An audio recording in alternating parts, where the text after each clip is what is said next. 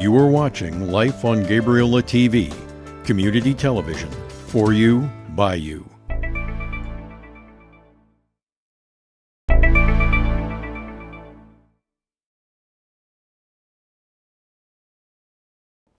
Hi, this is Frank Moher for Life on Gabriola TV, and today we're speaking with Vanessa Craig, who is the Regional District of Nanaimo representative for Electoral Area B, incorporating Gabriola, Mudge, and DeCourcy. Yes. Correct?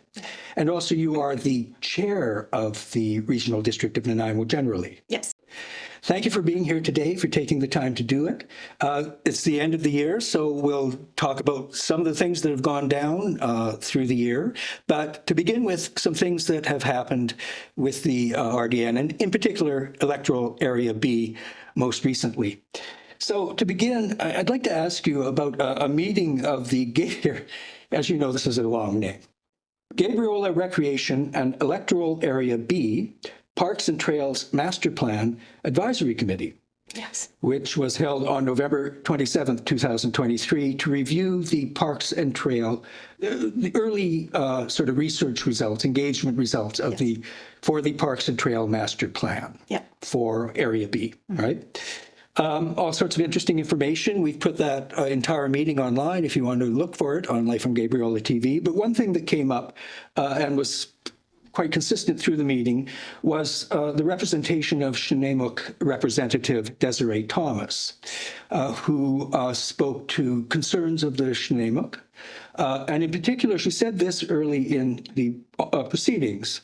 She said regarding what she felt was maybe lack of opportunity to have input to the master plan. She said, "This has been an ongoing gripe of mine with the regional district, that they seem to forget that we are actually under them," meaning the Snuneymuxw, "and they have to do a little bit more in terms of outreach so that we are included in some of these surveys." How do you respond to that? Well, I was very pleased that Desiree Thomas could join us and be a member of the advisory committee. And as she was clear, she wasn't speaking for chief and council, but she was there as a staff member and to listen and to ask questions. And yes, I think in general, everywhere, one of the issues we need to figure out for ourselves is how we make sure that before we even start planning things, that we're engaging with Snuneymuxw for Gabriola and for other First Nations elsewhere in the regional district. So I appreciated the reminder. I mean, Gabriola is a significant site for the Snuneymuxw in so many different ways and in so many different areas of the island. And so it's something that, you know, with the Islands Trust and the RDN, that I look forward to more conversations about that. How do you think that can be done? What mechanism can be put in place to ensure they have input? That's a challenging one because Snuneymuxw is busy. They've got so many projects going on. They're in an exciting area of reconciliation and rejuvenation, and it's up to us to try and make that space and create the space for them to be able to participate in a way that's meaningful and in a way that doesn't overburden them. So the question is, how can we do our background research and not just look to the nation to fill in all the gaps for us? So right. I think that's one of the things we need to address. Snuneymuxw, because of their traditional interests here and the sacred sites on Gabriola and Mudge, will have increasing participation in our community over time, over the next decade, I expect. Mm-hmm. How do you think the RDN will be able to accommodate that? Well, it's an ongoing question and discussion that we're having even internally at the Regional District in Nanaimo. One of the ways that we're looking to address it is the Regional District is one of, I think, 5 in the province that has recently received funding for inclusive governance. So working with the nations and the province to try and, what would that look like if we could have representation on the regional district board in a voting, meaningful manner. And so, that's a conversation that we're having internally as well, because we want that greater representation, but how to do it and what's the best way to do it is something that we're still trying to figure out. Right. Moving on now to some recent events at the RDN meetings regarding parks. At a board meeting on November 28th, there was a motion to increase funding to the Gabriola Lands and Trails Trust, which we know as GaLTT, from $7,500 to $10,000 per year for the 2024-28 period. The financial plan was being proposed at that time. I think it has since been, the provisional financial plan for that period of time has now been approved. Is that right? Yes, in the sense, but it's still provisional. So Right. It doesn't actually get finalized until, I think the deadline is end of March, was actually before the city councils need to finish it up so that they know what the regional district is looking for terms of regional services. But yes, we wanted to make a provisional approval so that some of this work can get started. What we found with last year, especially, we had a lot of, it was right after the election, so we spent a lot of time going through the budget and making sure that everybody was more understanding of what we were talking about in the process, that by the time we passed it, we had 7 months to do the work that we were hoping to get done in a year. And so by doing a provisional budget, we can start the work getting done in January. It doesn't mean we're going to get everything done, but it can start the wheels moving forward, especially on some of these ongoing projects that still need to be confirmed every year through the financial plan. Right. So going back to this funding for GaLTT in particular, from $7,500 to $10,000, we all know GaLTT does superb work on the island, but what was the reason for that increase, and what can we sort of expect to come of it on the island? So GaLTT, a couple of years ago, approached me before, I guess, 2 or 3 years ago. They had no funding through the regional district of Nanaimo, which comes from Area B taxation. And they felt that they would appreciate that support because they do a lot of work even in RDN parks where they're constructing trails or bridges or maintaining sites. And so I felt that that was reasonable given the amount of work that they do and the value that our whole community gets based on their work.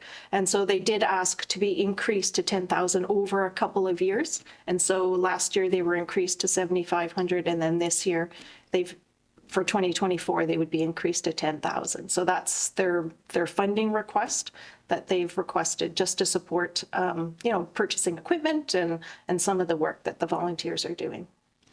Am I correct that there's a proposal to increase accessibility at, is it Drumbag Park?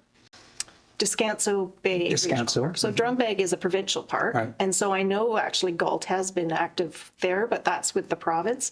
They've actually also been working at Twin Beaches, which is also a provincial park. But they did have a proposal, and they are working with RDN staff to improve accessibility at Descanso Bay Regional Park. And so over time, the RDN has been making improvements in accessibility. There's an accessible toilet at the bottom now, and accessible picnic tables. And so what, I don't know if you or the viewers know that there's a thing called a Moby mat, which have actually been really amazing in other areas, where it's basically a mat that you roll out across, usually it's sand, out to the ocean, and it allows accessibility for wheeled, either a wheelchair or even, moving a kayak on a kayak track can help. And so they wanted to investigate whether or not that's possible at Descanso Bay, which is heavily used, very popular as a campsite, and also that day use area down below. Right. So they have actually started that work with staff in looking at whether or not there's any accessibility potential there. I think it'll be challenging given the amount of logs that roll in, and it's mostly sandstone. It isn't nice sand, but there is one sandy bit. So it'll be interesting when people who know more about it than I do take a closer look at it and see what's possible. I've heard you remark in meetings that sometimes people call you and they're confused about which of the parks on the island are under RDN jurisdiction. I'm sometimes confused too. Can you clarify that for us now? Which of the parks on the island are managed by the RDN? Well, it's easier to tell you which ones aren't managed by the RDN because basically almost all the parks on Gabriola and Mudge are RDN parks. So on Gabriola, we have Sandwell and Drumbag and Twin Beaches. They're provincial parks. Right. And then there's Elder Cedar, which is also a nature conservancy through the Islands Trust. We have, part of the confusion is that the Regional District of Nanaimo actually has two categories of parks, community parks and regional parks. So community parks are parks that are owned and operated and managed through funding solely from that area. So say 707 is a community park. Rollo Maclay is a community park. Most of the beach accesses would be considered community parks. We do have two regional parks, and those are parks that are funded by the entire, all of the electoral areas and municipalities in the Regional District of Nanaimo. So Descanso Bay is a regional park, and Coates Marsh is a regional park. And so that's basically almost everything as an RDN park. Right. Speaking of community parks, at your December 12th board meeting, the provisional financial plan for 2024 through 28 was approved, and it included significant increases for community parks on Gabriola and elsewhere, I think. What is the reason for that significant increase in funding? I think on Gabriola it's 14.75%. Does that sound right? Yeah, it's probably right. Okay. And what can we expect to see as a result of that increased funding? Well, Area B, we love our parks. And so a lot of what the increases are due to are staff members, increased staff members, because we have a lot of parks. Well, actually, the RDN as a whole has a lot of parks, and they need to be properly maintained.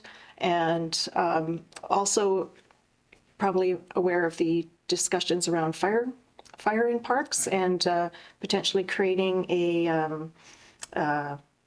what would you call it? And I'm grasping for the name of it, a demonstration pilot area where we can show potentially what fire smarting can look like in a park. So between the increased number of staff to support the park network, as well as the number one question I always get from people is they want to see our parks doing even more. So whether or not it's accessibility, whether or not, you have washrooms, whether or not you have snow removal, whether or not we take on Orlebar Point as an RDN park because the Moti wants to remove the picnic tables and walk away from it. And I've heard loud and clear from the community that they would like that to remain as an area. All of those things, like such as taking on Orlebar Point and updating the picnic tables, it's $22,000 there. Increased garbage and septic removal because our parks are very popular, and so we have to go and pump the toilets. It's and snow removal. That's more $17,000 more for that, and so it's just overall increases in costs of things and salaries for employees and whenever we want to do anything. Plus, there's increased improvements in parks. So that all adds up into a significant parks area. Although I will say that those conversations are still ongoing, and I am looking at the list of projects scheduled for 2024 to see where it makes sense to perhaps postpone some of those. For some things, if we want to take Orlebar Point on, we need to do it now because Moti is otherwise saying that they're going to remove the infrastructure. So that's not an option to put off. But maybe, trail resurfacing in an area, we could put it off for a year. So I am looking at it with the eye to that. And also, if you watched that meeting, you will have seen that one of the directors was making motions to have a more thorough conversation about some of the new stuff that's being added and whether or not we want to do it now, whether or not we want to delay it for a year. So the parks budget is still in flux. It's still going to be significant just by the virtue of the fact that we have a lot of parks. We have a lot of use of parks. We want to maintain them and make sure that they're clean and safe for people to use. And so that's always going to have a certain level of funding that's required to do that. I want to move on to the subject of Gertie, beloved Gertie on Gabriola Island, on which many of us depend or find terribly convenient. I think traditionally they have taken a period off between Christmas and the early part of January. This year there was some protest that there would be no service between December 24th and January 7th. Is that correct? That was the intention, is originally that that's, for my understanding, speaking with the Gertie board. So the RDN actually, when we fund an agency like the Gertie board, which is volunteer, I don't tell them how to do their job. Right. So I just, we give them the funding and they keep me informed of what they're doing. And same with the Gabriola Rec Society, same with the Gabriola Art Council, same with the Chamber of Commerce. Sure. So, and that sort of arm's length is appropriate. yeah, no, I think so. And so my understanding, based on actually asking the board and the representatives, was just that it's historically a period of very low utilization. And so they were not going to originally run some buses during that period.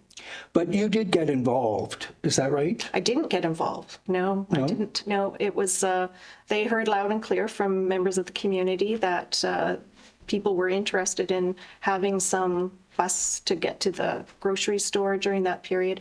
And so they actually looked at a grant that they have through Island Health, and they felt that increase or providing some service during that period would fit in with that grant, and that's why they added it back in. I thought I saw you, correct me if I'm wrong, speaking up sort of to acknowledge the importance of Gertie and the difficulty this might pose to some people during the holiday period. Oh, I'm always going to say about the importance of Gertie. And I mean, we are so fortunate to have Gertie and the dedicated volunteers for so many years, and now we have paid drivers. But yeah, it's we're the only Gulf Island that has this, and it's really important to the community. So I'm happy to support them and speak up for them when I can. But that was their decision. Moving on again, I'd like to talk a bit about the Village Way path, which is still evolving. Yeah. And has also been the source of way of putting it. Well, it has been the source of some continued discussion since it opened. I understand there will be further work being done on it in the coming year. Is that right? Yes. So one thing, again, that I've heard loud and clear is that the pathway was originally meant to be mobility friendly. So it was supposed to be accessible to people using wheelchairs or canes or pushing a stroller or whatever. And unfortunately, the gravel portion of the path has not turned out to be as mobility friendly as it was originally intended to be, and which is disappointing. But so to address that, and as it turns out, the cost for, because it's a path through a major thoroughfare, we have responsibility to ensure we address snow and all of those things. And the costs for trying to maintain a gravel path snow-free through a village core were significant and difficult because you're moving between two different types of services. So based on those two reasons, we are going to pave that second section of the path. So when we originally went to tender, all of the bids came over our budget, unfortunately. Just the cost of everything. So the discussion was we could again just not pave it all, but I just think if we're going to pave it for very good reasons, and if we don't pave the part out by Tin Can Alley, that leaves the daycare, and there's kids and even my own daughter worked at the summer camp there last year, and she was taking kids on outings and was talking about how tough it was to push the stroller with kids. So I think it's important to get that area done as well. So we're adding more community works funds, and we'll get that all done. Right now we're entering into a period where the asphalt plants shut down over the winter because they require certain temperatures. So we'll do it as soon as we can in the spring, but it's unlikely to happen this winter, is my understanding based on staff. Right. When you say there were mobility issues, do you mean for wheelchairs, for example? Yeah, I think there was, and also actually, I heard the most from people who found it very difficult to walk on. So they were trying to use the path and they were walking, but they were finding the gravel was shifting and they didn't feel comfortable. They didn't feel stable, and so even beyond wheelchairs, just people walking on the path were finding it challenging. So. Yeah. The new surface will be asphalt, you said? Yes. Trustee Susan Yates has expressed some concern that that is not sort of environmentally friendly. How do you respond to that? And I appreciate Trustee Yates for raising that issue because, and I did ask actually whether or not there is such a thing as permeable asphalt. And in the pathway through the trees, that will be using a different form of asphalt to avoid damaging the trees. But it also requires a whole different base to be able to maintain that kind of permeable asphalt. And so to be able to use that on the rest of the path, we would have to remove the entire bed of gravel that's already there and then put it in a completely new bed and then pave that. So it isn't cost effective, and the rest of the pathway is already paved. So it's just going to be seamless. It's going to be one kind of pathway. But I do understand her concerns. And a lot of the way the pathway was designed was specific because of MOTI requirements for both in terms of construction and materials, but also water control, which is why we had to put in water drains and the curb to help direct the water. And there's a big agreement with MOTI about the requirements we had to meet to be able to construct it. And in a less developed area of the island, it might not have required that, but because of the amount of built infrastructure along the Village Way corridor and the fact that the construction and the development had occurred right up to the right-of-way. So we had no leeway about, where to go really. So yeah, just for all of those reasons. And I followed up and Susan and I had a conversation with staff just to, make sure I addressed all her questions. And I know she would hope for a different answer, but staff's clear recommendation, and they're the experts, is that we should stick with asphalt. So we're going to do that. Right. How is your working relationship with Susan and Toby and the Islands Trust? Do you have to sort of stay in close contact and coordinate? Well, we do, just because there's so many overlapping issues, and I really admire Susan and Toby and Peter Wickham, the chair of the local trust council or committee, and also the Islands Trust chair, and they're doing great work, and they're very welcoming. It's interesting because it's a two-way street, and so I'm always wanting to talk to them and collaborate with them on things, and then they are as well. So I really appreciate them. So now to a sort of larger scale issue, which is sort of upcoming and maybe in over a period of years, but there's been discussion at your meetings about the creation of development permit areas for coastal flood hazards. And I understand that it has to be handled differently in Electoral Area B than elsewhere in the RDN. But first, can you explain what is the need for those new development permit areas? So elsewhere in the RDN, where the RDN is responsible for land use planning, it's the Islands Trust there. The RDN has recently done a lot of mapping with sea level rise, actually for Area B as well. So all that mapping data is available to the Islands Trust.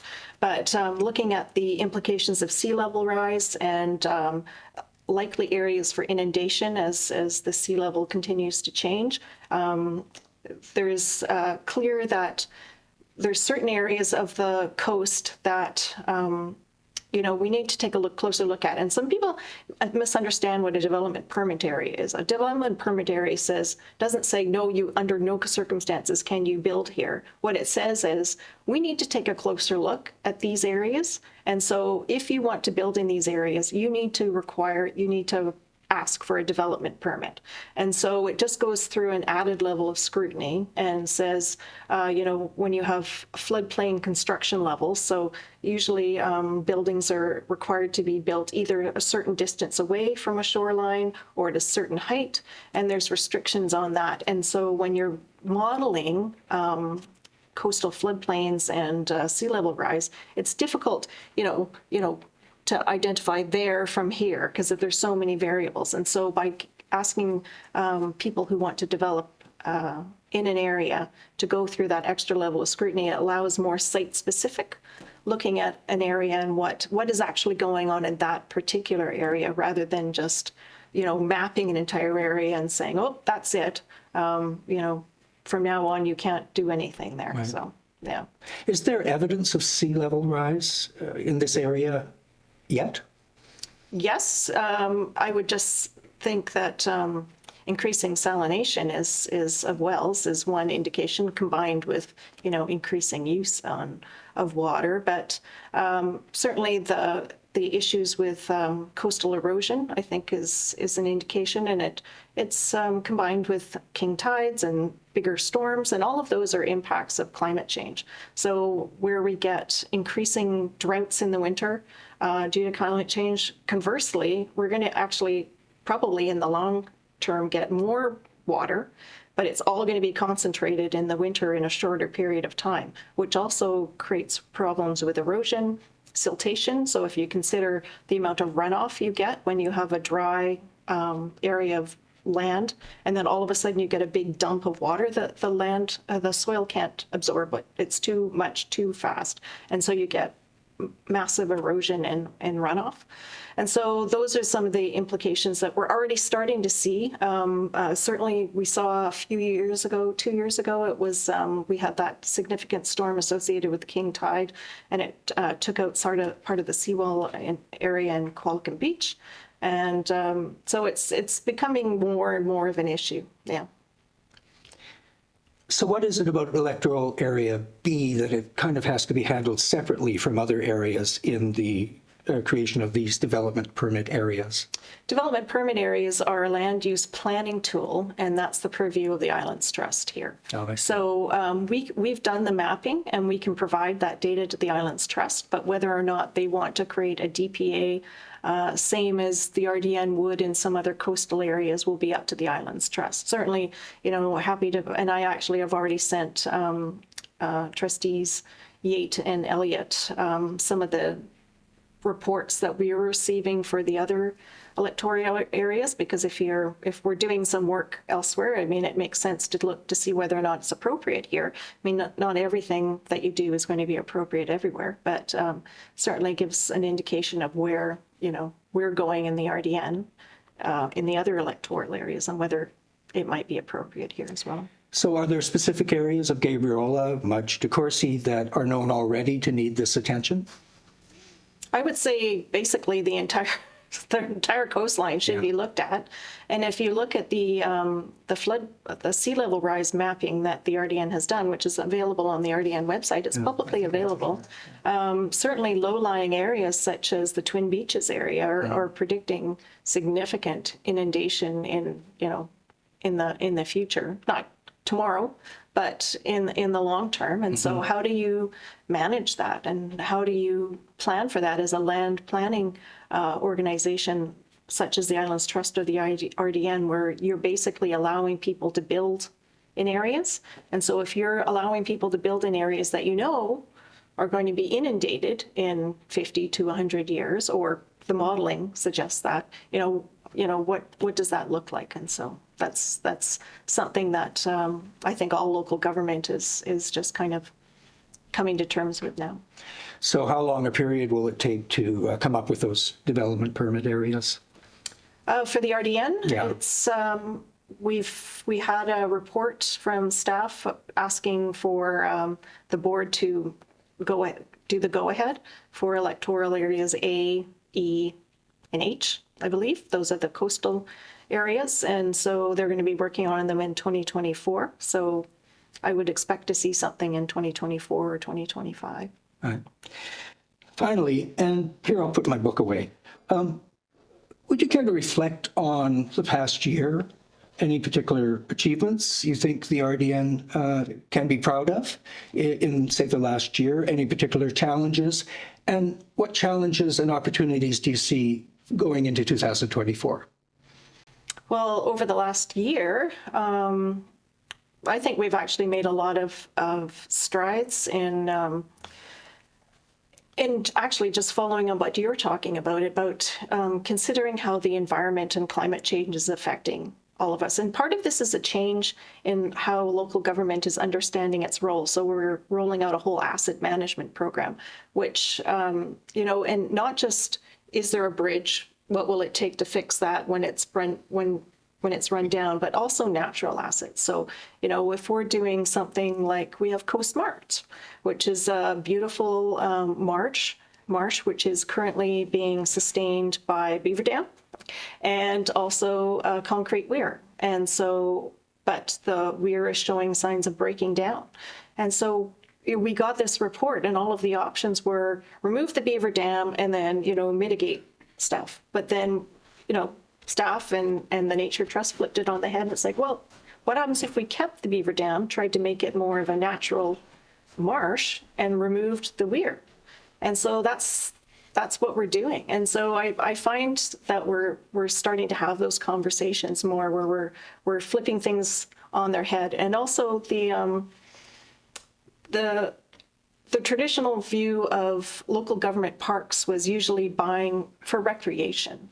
But there's more also recognition now, again, with Coates Marsh and other areas in the RDN of parks for conservation and natural ecosystem processes. So I think that's a big shift that's been happening in the last few years that I'm quite pleased to see.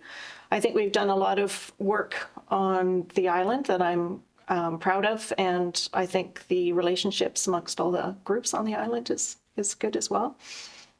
Challenges, it's a hard time financially for everybody, and how we can meet the the desires and the needs of residents while also recognizing that to meet all of those things, whether or not it's a pool or increased park space or increased maintenance in parks, increased garbage collection in parks, all of those also come with a balance of costs. But looking forward to 2024, I'm quite actually interested and excited we're heading towards an alternative approval process for a Gabriola Health and Wellbeing Coordinator.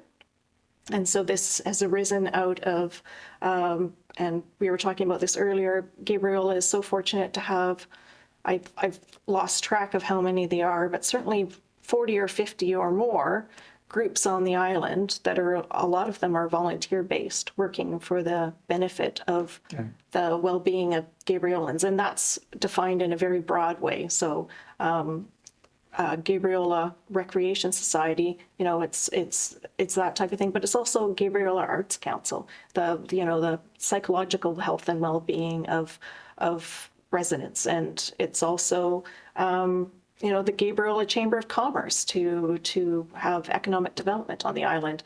And it's also the Gabriola Healthcare Foundation and all the emergency responders. So it's a very broad definition. And this Gabriola Collaborative meets once a month, and it has representatives from these 40 plus groups that meet monthly to try and coordinate things. And I should also say People for a Healthy Community, because of course they're a significant group working for the betterment of people on the island.